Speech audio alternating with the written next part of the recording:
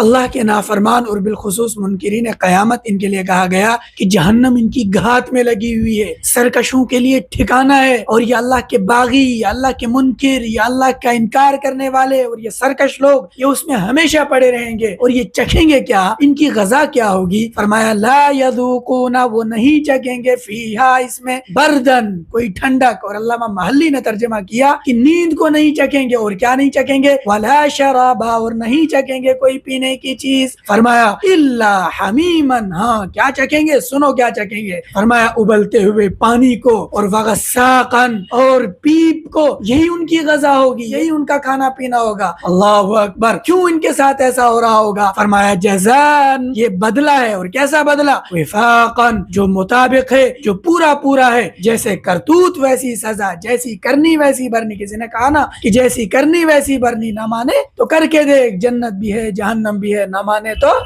مر کے دیکھ۔ اور ان کے ساتھ یہ ایسا کیوں کیا جا رہا ہے؟ فرمایا انہم، بے شک وہ، لا یرجون، امید نہیں رکھتے تھے، کس چیز کی؟ حساباً، حساب و کتاب کی۔ وہ کہتے بھائی یہ تو کہانیاں ہیں، کون آج تک وہ چیز دیکھ کر آیا؟ مرنے کے بعد تو سب مٹی ہو جاتے ہیں، اور کچھ تو جل کر خاک ہو جاتے ہیں، بس مولویوں کی کہانیاں ہیں۔ قرآن کہتا ہے یہ حساب و کتاب کی امید نہیں رکھتے تھے، اور نہیں صرف اتنا ہی نہیں، وَكَذَّبُوا، انہوں نے جھٹلایا، بِآيَاتِنَا، ہماری آیات کو، اور ہلکا پھلکا نہیں کہ ویسے ہی جھٹلا دیا ہو، نہیں، کذاباً، زبردست طریقے سے انہوں نے جھٹلایا قرآن کریم کو۔ اور انہوں نے کیا سمجھ رکھا تھا کہ ہم تو وقت کے فرعون ہیں، ہماری تو حکومت ہے، ہماری تو بادشاہت ہے، اور ایسی بادشاہت جو کبھی ختم ہی نہیں ہوگی۔ قرآن نے کہا وقت آنے دو، وَكُلَّ شَيْءٍ، ہر چیز کو، احصیناہ، ہم نے شمار کر رکھا ہے، کیسے؟